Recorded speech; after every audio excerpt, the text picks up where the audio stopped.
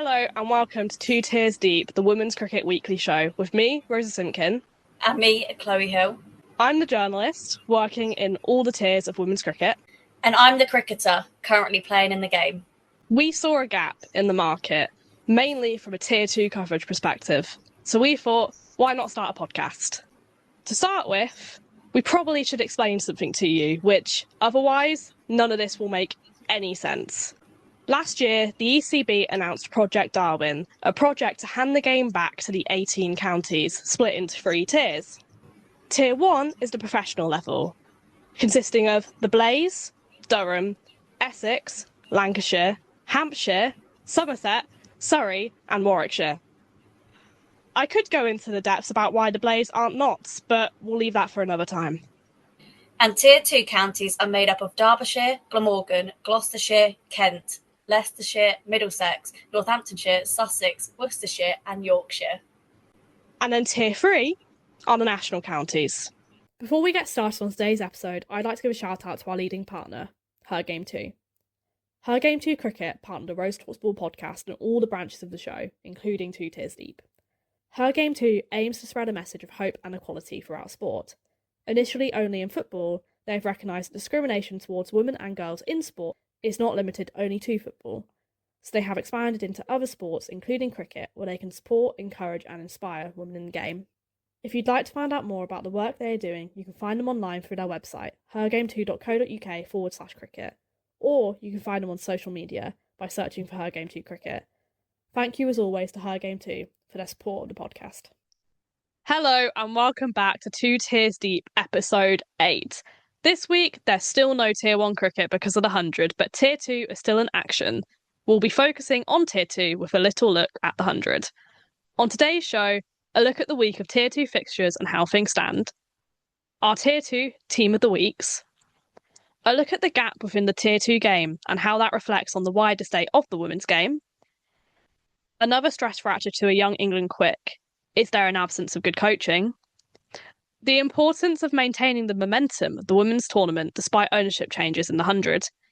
We rank the snack sponsorships in the 100, as you do, on a completely serious cricket podcast, and so much more.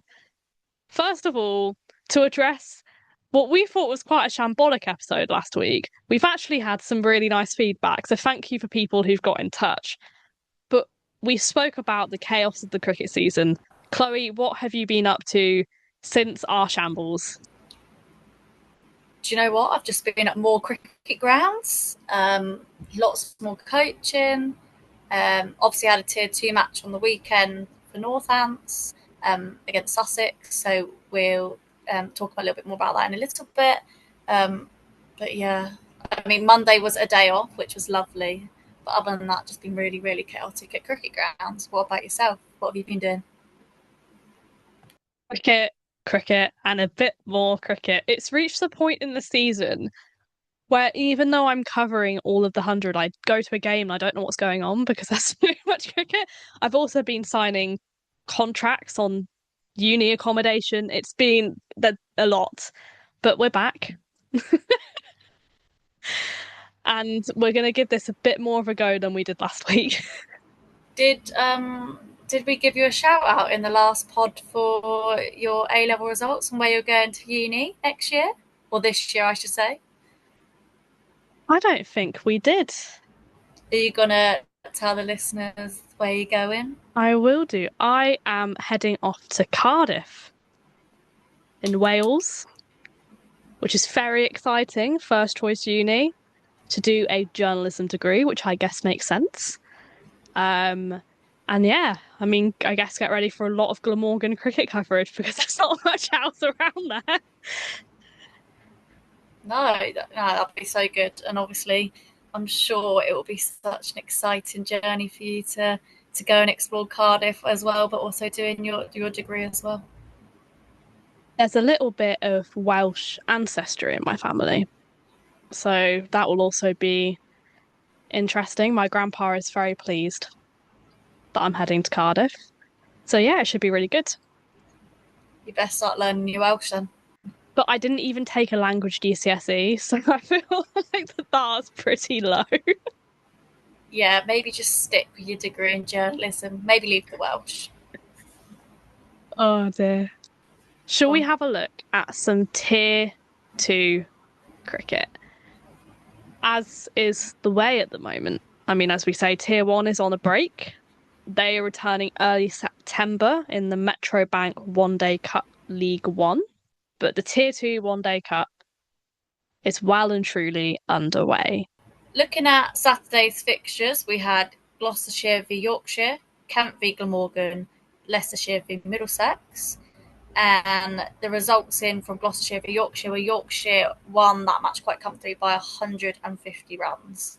And a standout performer, player of the match, is Amy Campbell, who scored 98 not out of 61 balls. I guess gutting for her to miss out on 100, but that's a serious effort, 98 of 61 balls. In the Kent v Glamorgan, Glamorgan win by 6 wickets. And we also had another high-scoring performer with Lauren Parfitt, who's the Glamorgan captain, finishing on 111 not out. And then moving on lastly to the last Saturday fixture, which was Leicestershire v Middlesex. Middlesex continue their fine run, and I think that's 7 out of 7 now that they've won. And also to note that we just found out they had 8 changes in that starting 11, which is absolutely incredible. And they won that game by 123 runs.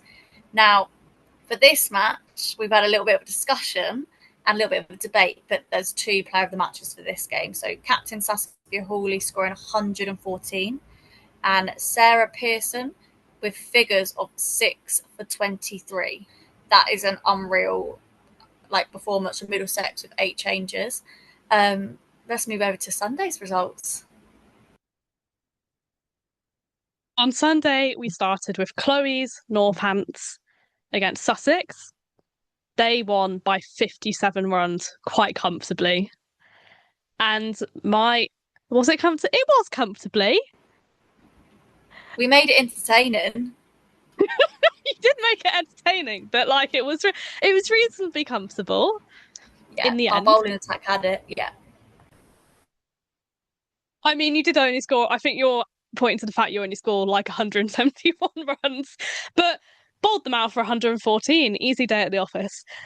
And on that note, my player of the match is Ella Phillips for 4 for 25, and she also really dug in with the bat, 15 from 50, which is, you know what? Have to applaud that. The other game on Sunday was Worcestershire Rapids versus Derbyshire Falcons. And again, it was a comfortable win for Worcestershire by 170 runs, a tale that is becoming all too familiar for Derbyshire. Similarly to the Middlesex game, there are 2 players in this game that equally deserve a shout out as joint player of the matches. First of all, Worcestershire captain Claire Boycott for 112 from 108 deliveries. And from what I've seen, I believe that was her first century for Worcestershire. Chloe is putting a thumbs up, that's a good sign.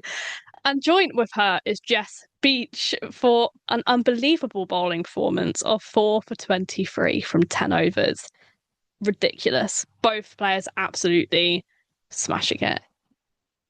Looking at the table, it's, I'd say, a tale of 2 halves. All teams have played 7 games, and Middlesex topped the table with 33 points. Chloe's Northants follow closely behind with 29 points in second. In third are Glamorgan with 28. And then there's a bit of a jump to Yorkshire in fourth on 20.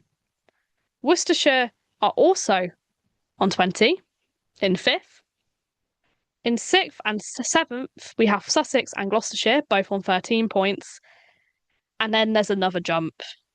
Leicestershire and Kent sit in 8th and 9th on 5 points, and Derbyshire still haven't got a win on the board on 0 points. And that brings us on, Chloe, to something I think we should talk about. And with the development of the women's game this season and this tiered system, the hope is that Tier 2 can become a stepping stone for Tier 1 and we'll slowly be able to grow Tier 1. But it feels like through Derbyshire's struggles in Tier 2 this year, there's a gap present in Tier 2, let alone the gap between a team like Derbyshire and a team like Somerset in Tier 1.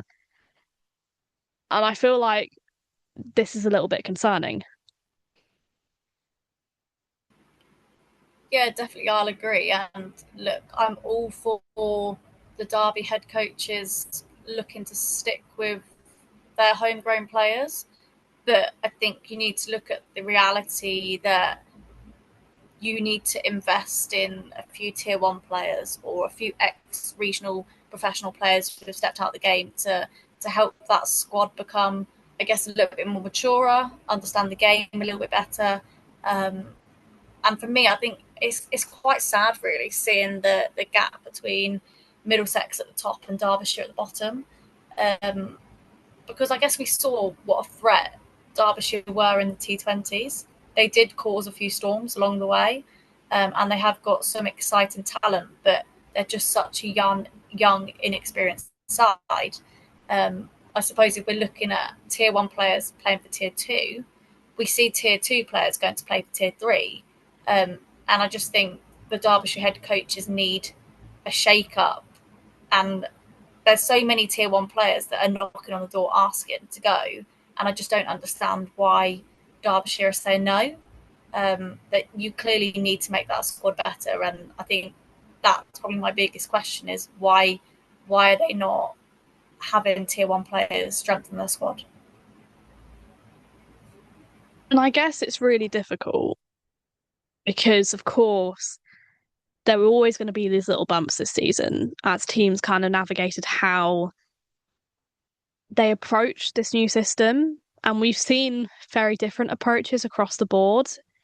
Teams like Middlesex, who've done really well, have done well because they've retained most of their core from the county system before the ECB cared about county cricket, as I always put it. And Derbyshire, I think, are trying to do that too, but it's not working. And you can understand, as an up and coming team, why they want to provide that space for players to grow and develop. But it's also a balance because it's not particularly healthy for those players to be involved in an environment where they're losing week on week, because that can't be good for your mental health, etc. Because it's a long season, especially 50 over cricket. It's a long slog, and if it is continuously going wrong, you're almost harming the development of those players by not giving them that extra help. Yeah, and for me, I guess the question is who is to blame for Derbyshire's failings in tier two? Um, is it the head coaches or is it the lack of support from Derbyshire as a county to the women's team? And I guess we obviously saw, or we know that most tier two sides all put in a bid to be a tier one side when it was the bidding process back last year. And I guess it'd be interesting to know, did Derby ask the question of being a tier one side? And if they did, then there's clearly some severe failings going on right now where they're not supporting their Derbyshire women's side in tier two. Um, and I think they need to look now at the bigger picture, or certainly look to next year and think, right, we need to recruit, we need to get tier one loan players on. And I completely agree. Winning becomes a habit, losing becomes a habit. And for them at the moment, they're in a streak that they can't get out of. And God knows what that feels like. I bet it feels draining week in, week out, and you're trying to fight to get that win, but you sort of got no fight left in you. So I guess it'd be interesting to see how the remainder of the season goes for them. But I think they really need to start looking at what their winter plans are, players for next year and loanees for next year. Don't get me wrong. I mean, we both understand that there's not a lot of money in tier two cricket, and Derbyshire don't have a lot of money to throw around, and it costs money to open a stadium. But if you're hosting a double header, all the staff have to be there anyway. So it feels like it's an okay additional cost. I don't know what your thoughts are on that. Yeah, no, I completely agree. If it's a double header, you've got the ground open, and you've got that support from the club, and no doubt they probably did have like food shops or food vans open throughout the game. And I'd like to think that they advertised it well as a double header. I haven't looked or I haven't seen. But my first game for Northants 2 weeks ago was against Derby at the county ground, at Derbyshire's county ground. And they literally had one tiny little drinks van open. I don't know if there was any food for the spectators. And don't get me wrong, like it is a nice ground to play at, but is that Derbyshire team getting the support and the backing from Derbyshire as a county? And I guess when we see things like that and we don't see many people at the ground or food shops or food vans open, I guess it's probably not at the top of their priority list. In order for people to come back, it needs to be an enjoyable experience. This is something I will bang out on about for all the time. It's a process. You're not going to suddenly have hundreds of people wanting to show up for a women's tier 2 game. If you invest throughout a season, I guess the hope is that you build a bit of a loyal fan base. If you do community outreach with some local women's clubs, maybe give away some tickets, you're guaranteed to have some people in the ground. But if, like you said, you're in a situation where there's one coffee fan having throwbacks to tier 2 finals day, people aren't going to want to experience that again, because cricket, there's a lot more to it than just what's on the pitch, especially with kind of the expectation set up by the 100 and how women's cricket looks for a lot of people. Yeah, definitely. And obviously, from a player perspective myself, seeing it from being at the top of the game to now also seeing it from a Worcestershire perspective and now from a Northants perspective, there is a lot that goes on behind the scenes to make these tier 2 teams work and go out there and perform. And I guess just looking from the outside, to me, it just doesn't look like Derbyshire's getting that support. Like, they've got so many talented players, like so many talented youngsters, that for me, could they be going to that next level? But they need the right support to do that. And now it's time for Chloe's favourite part of the weekly podcast. Are we ready for tier 2 team of the week? Woo! Would you like to start?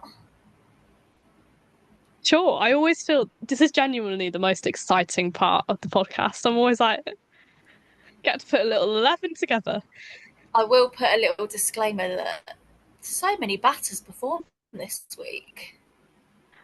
Like, picking an 11, I think I've got so many shout-outs to do at the end, but here we go. I genuinely had a bit of a crisis when I kept going on scorecards and batters kept having 50s. I was like, guys, really happy for you, but can we not?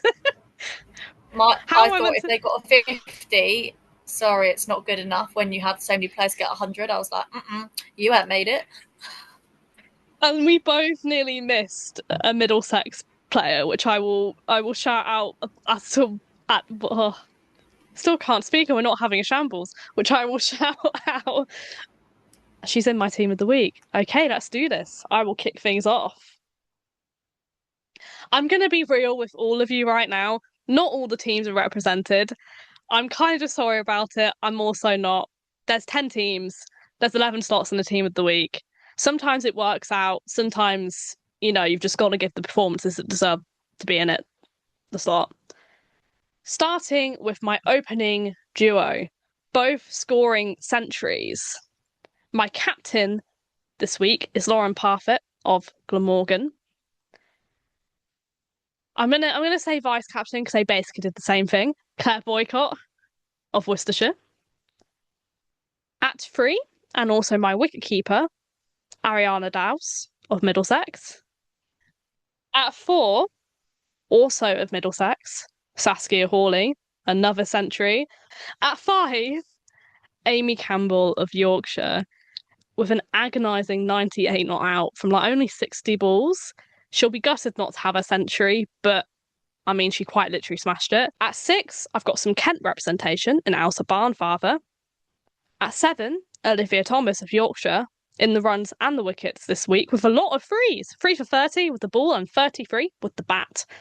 At 8, Ava Lee of Sussex, cheeky fiver, 5 for 18, ridiculous economy from 10. At 9, Ella Phillips of Northants for 4 for 25. She also scored a handful of runs, which were quite important in the game context. At 10, Jess Beach of Worcestershire for 4 for 23 from 10. And finally, at 11, Sarah Pearson, who is the player both me and Chloe somehow managed to miss in our teams initially. She took the casual 6 for 23. Sarah, we're so sorry. And then at 12, I've got 2 shout outs to make from 2 teams that didn't quite make the 11. Becky Brooker of Leicestershire and Liv Daniels of Gloucestershire.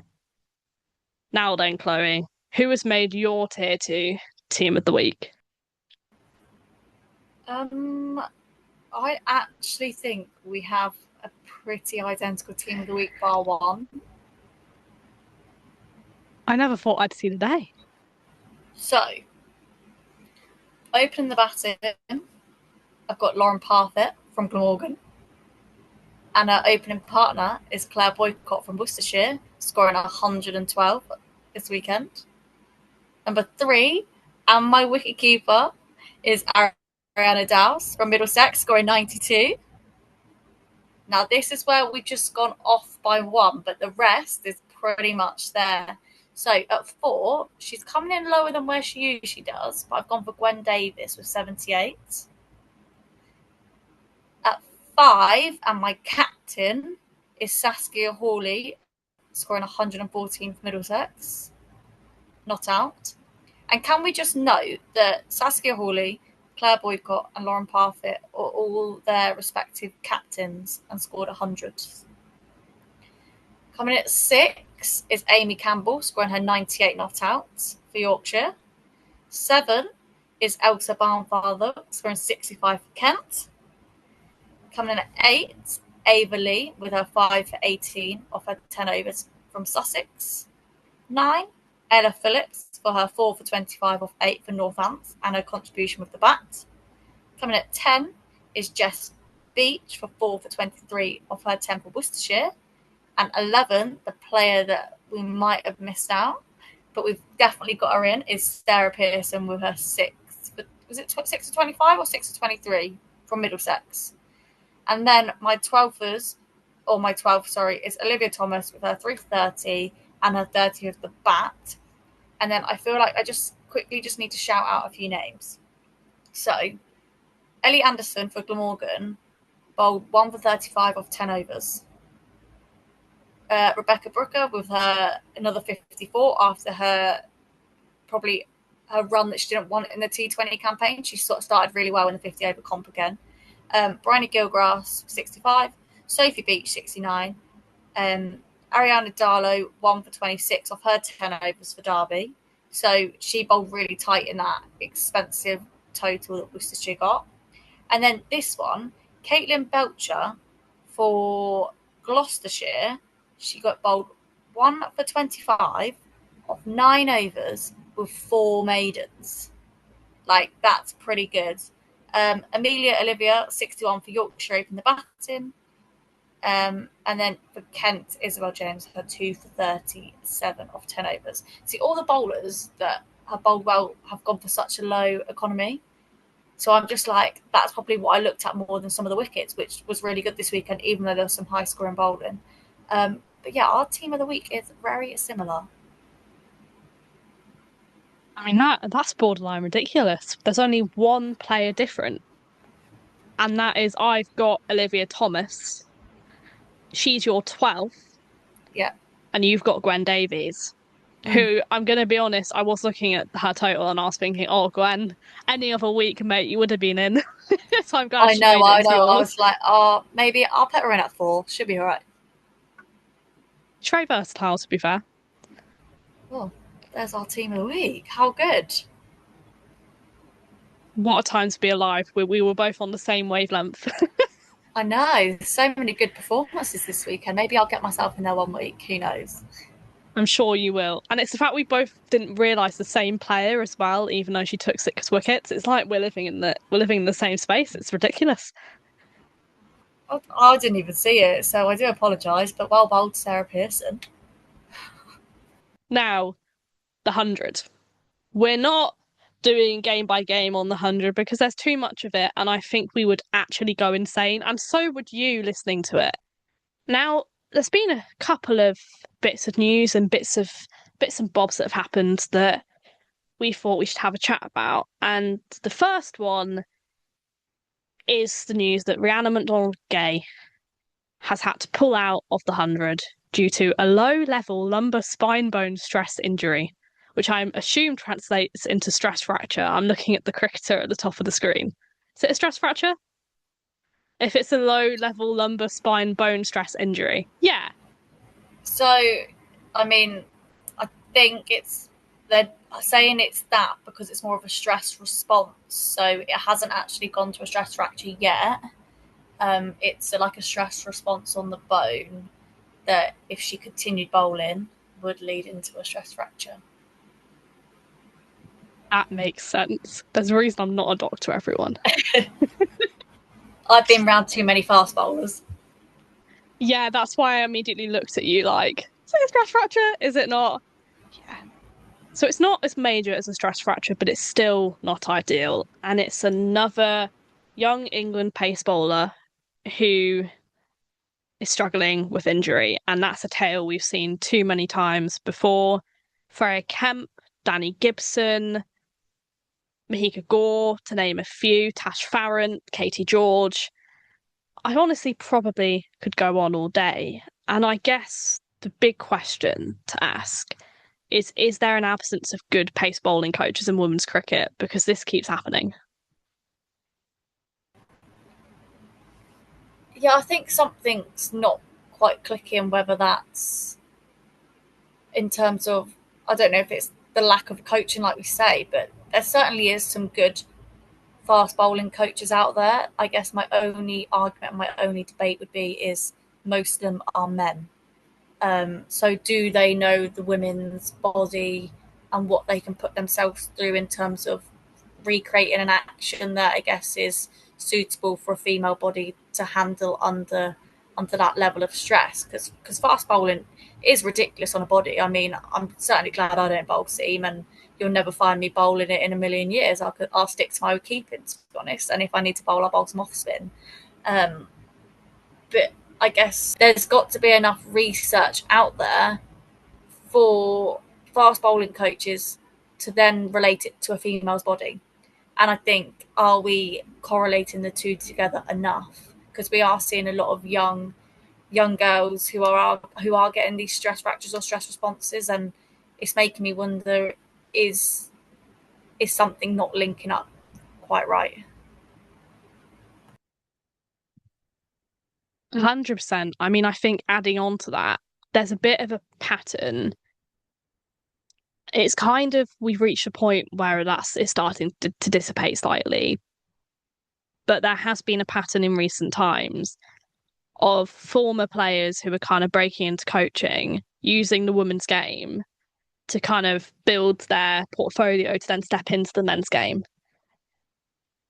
Or individuals like our favourite guy, John Lewis, who have stepped down into the women's game in order to take up more responsibility. And there is, and we know this from football with the ACL injuries, there is a massive difference in the mechanics of a man's body and a woman's body.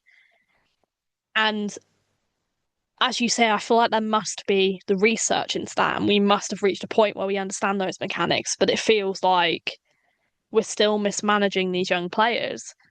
And it's also concerning because if you're a parent and your kid's getting into cricket and you're seeing all these pace bowlers in men's and women's cricket getting all these injuries, and are you going to want your kids to become pace bowlers?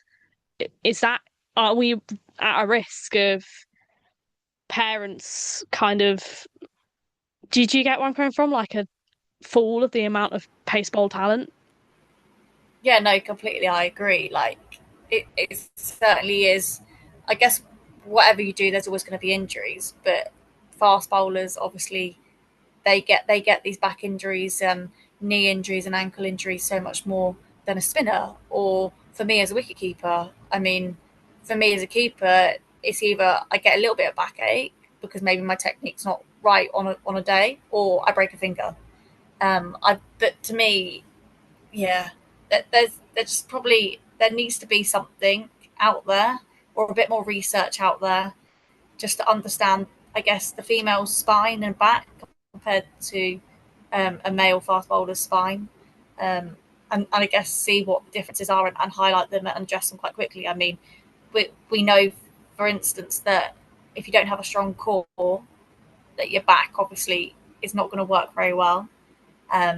So are these fast bowlers doing enough in the gym on the S&C side? Are they strengthening their cores enough? And or like we say that we've noticed with the schedule next year, are these girls just all of a sudden playing a lot of cricket, a lot of cricket too quickly, I guess, or a lot of cricket traveling. They're not actually having that time to let their bodies rest and chill out. And for me, that's probably a key factor in quite a lot of back injuries that we see now going forward with the scheduling. I also think, I mean, we clearly need more specialists. We need more specialists dedicated to women's pace bowling. And it's almost like, can we keep individuals like Anya Shrubsole and Catherine Silver-Brunt, who are obviously two of the greatest, involved in the game in that way? How can we incentivize former players who have done it to maybe kind of gather that expertise? Because then you've got the practical experience and you've got the scientific experience. But the other thing is the resilience it takes. I mean, we look at players like Katie George and Tash Farron, who have just been through injury after injury after injury. I mean, Katie George is nearly on a 10th stress fracture. To reach double figures, she's only 24, 25. It is really disheartening. Yeah, I mean, I take my hat off to Katie George to go through 10 stress fractures before she's even 25, and before she's probably in the peak of her career. I mean, we obviously saw her burst onto the scenes at a very young age in an England shirt, and she is a very talented cricketer who, I guess, if she had the right guidance and support 10 years ago, would she be in a better position? Um, and yeah, obviously Tash Farron, bless her, she's had some horrific injuries and several stress fractures. And I guess we just need to start looking at, are we getting the right bowling coaches and bowling support for them? I think two key ones to highlight for me is Laura Marsh and Danny Hazel. Spin bowling is they're now coached in the game. Sarah Taylor's obviously given a lot back for wicket keepers. We are missing that female fast bowler, and obviously I know Catherine Silver-Brunt's just had a little one, so she probably won't be around to coach for a little bit. And I think Andy Shrubsole's taken the step out of the game completely, and gone into a different industry of work and life. So yeah, I guess there is an open market for a female fast bowling coach. Just who is that? I don't know. Could it be an overseas? I think that might be something in the long run for England to invest in.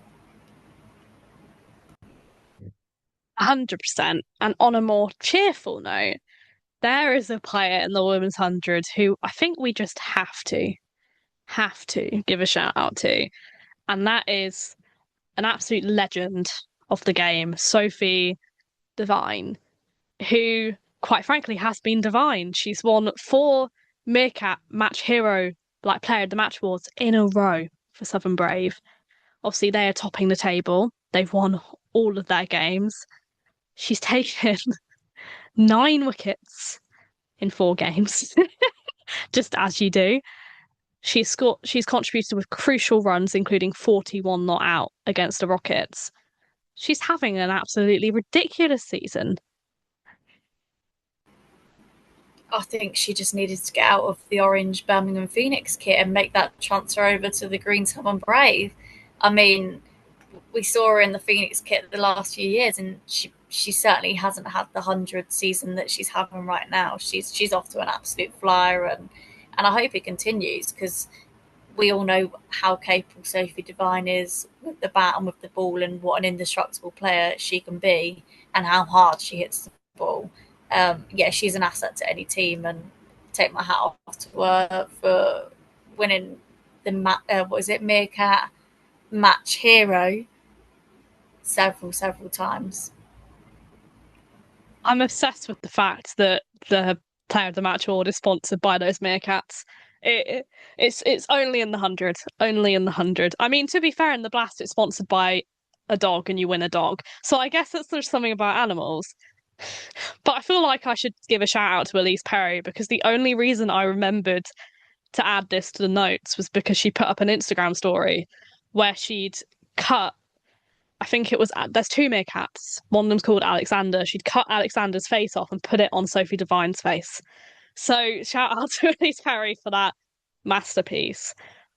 A bit more of a serious topic, and we're not going to go really deep into this right now. I think this probably will need its own episode at some point once everything's kind of gone through, etc., and we actually know what's happening. But there is new ownership in the 100.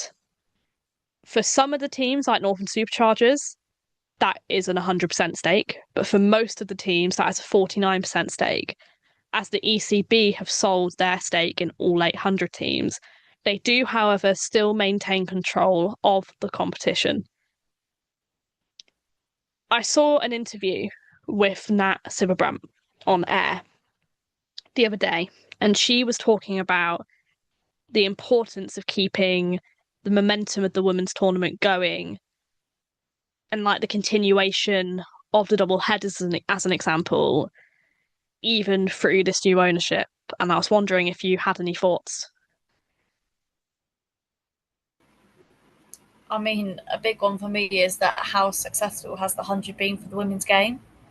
And I guess we'll obviously touch on another podcast or another episode, but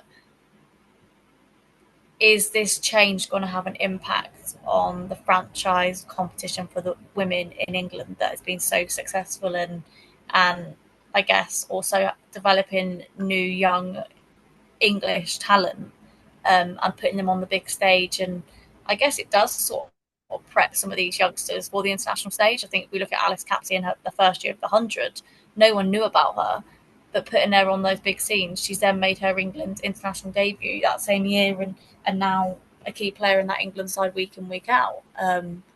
Yeah, I think the changes are going to be interesting, but I think they can't make too many changes to the women's game and the women's structure that we are seeing already. And I think the thing that does concern me is when we talk about it honestly and we kind of look at why these sales have happened, these sales haven't happened because of anything to do with the women's game.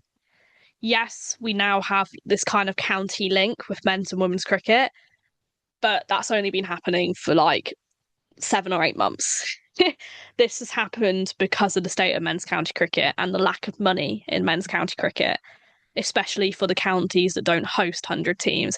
And it's really positive from that point of view. It's injecting hundreds of millions of pounds into the English game, including £50 million for the grassroots game. But even beyond kind of the actual tournament, I worry about how that money gets spent and whether a fair proportion of it goes into those women's teams or whether it's just a payday for the men's teams. And I don't know if that's my lack of I'm a pessimist, but I feel like we've seen enough of women's cricket over the years to know where a lot of the counties stand on this kind of thing.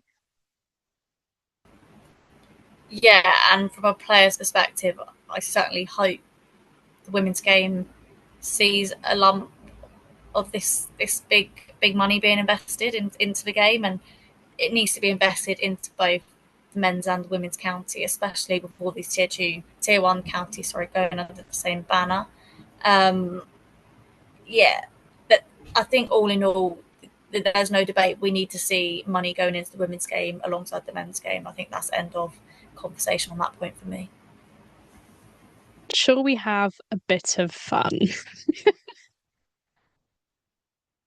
We are going to do what any really professional, totally, serious cricket podcast does. And last week, we had about a 4-minute rambling about the 100 snacks. And the fact that in the press box this season, you can get the sponsors of the teams, like the equivalent crisps. For people who don't know, because this will be baffling you if you don't, but also where have you been?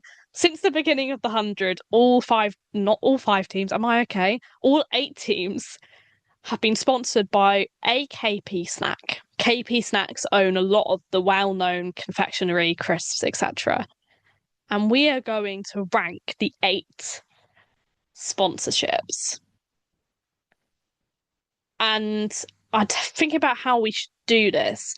Have you got a list of what order? Yeah, I've ranked them. Yeah, I've ranked them from 8 to 1 or 1 to 8. Yeah. Shall we take turns and go 8 to 1 and we tell each other what our 8 is, then what our 7 is? Because then we can kind of like question each other a bit about it. You know, be really professional about this. Let's go. Do you want to start? Okay. Coming in at 8 for me is the easiest decision. It's the KP nuts. Yes. Agree. When I think of a snack, I don't think, oh, I'd like some nuts. Do you know what I mean?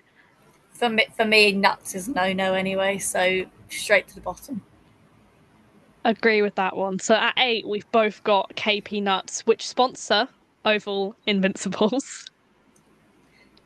In at 7, I've gone for the hula hoops. Now, I really enjoy salt and vinegar hula hoops, and I really enjoy the barbecue beef hula hoops.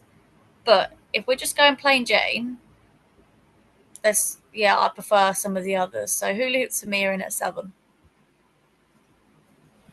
Jenny, my heart just broke. And for those who don't know, almost quite fitting to this year's table, hula hoop sponsor Welsh Fire. To be fair, mine's quite controversial as well, who I've got a 7th. I've got Pom Bears. Yeah, I can see that. When I think of Pom Bears, I think of like packed lunches when I was little, but I wouldn't actively go for a Pom Bear now. Yeah, to be fair, I can see that. I can agree with you. I'm not going to argue that one. Where are we at? 6. Okay. At 6, I've actually gone for the Pom Bears. At 6. So it's just one off from the hula hoops, but yeah, completely agree. It reminds me of when I was younger with school pack lunches. My little nephew eats them now, so I'll have the odd one every now and then, but it's not something that I'd go buy in the shop and think, oh, I really want some Pom Bears.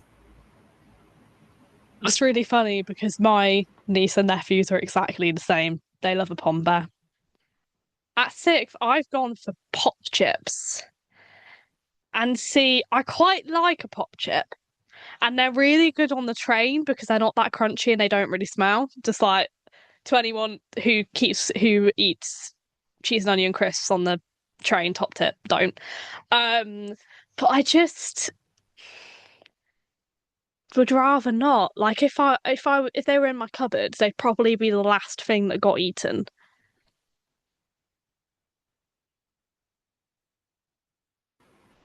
Yeah, yeah. To be fair, I like pop chips, but for me, they're in 5th place for me. So they're just one below you, which is, I guess, fine. Um, there are certain flavors that I like, but I just don't think there's never enough in a bag. So I'm a bit like, I'm paying all that money for a third of the crisp. Yeah, pet peeve in life. And pop chips sponsor Northern Superchargers. It's a great kit, by the way. It's one of the more subtle sponsorships. At 5th, this might be controversial. I don't know. I've got McCoy's. Ooh.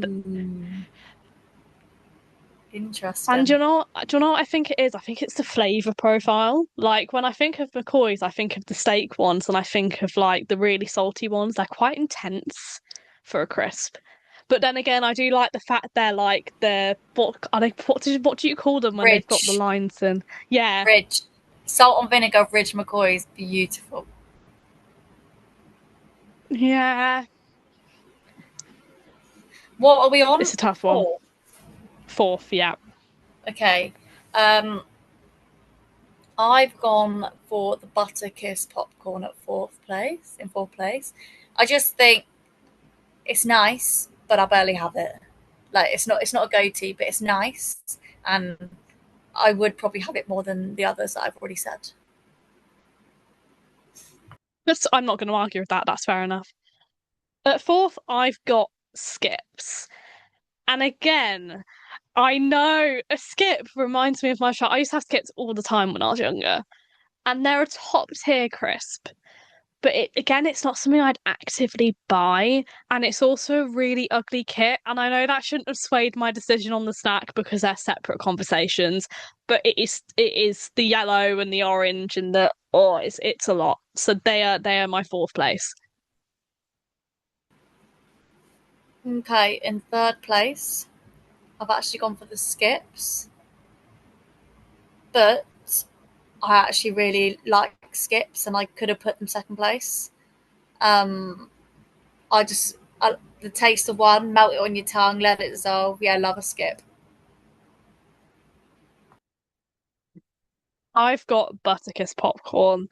There's something it had to be in my top three. There's something about it. It's quite different to the others. The others are all kind of a salty snack, whereas this is a sweet snack. And when I think of Butterkiss popcorn, I think of the toffee popcorn. And there's just something about it. They had it in the press box, which made me so excited. Honestly, I noticed it and I the smile on my face. But you can't go wrong with some Butterkiss popcorn, so they are my third place. Yeah, I can get on board with that. Now, my second and my first place, they both got flavours I like. I think one is more upmarket. So for me, in second place, I'm going to go for McCoy's because I just think that's like your standard. You can buy that in any shop, it's everywhere. But I do really enjoy the Ridge McCoy crisps. So I can't argue with that. Yeah, they're a top tier crisp. I mean, my second place, I believe your top of the tier are Tyrrells. And it made me laugh that you refer to them as the upmarket crisp because of the fact they sponsor the team that play at Lords. And I don't know if, for people who don't know, KP Snacks extended their sponsorship to also cover England cricket. And on each of the England kits, there's a different snack. Have you noticed this? So on the T20 kit, it's hula hoops. On the one day kit, I think it's KP nuts, and on the test kit, it's Tyrrells, and that just always really makes me laugh because when I look at this list, it's the poshest crisp. But you can't go wrong with the salt and vinegar Tyrrells, so they're second. And coming in easily at the top for me is Tyrrell's.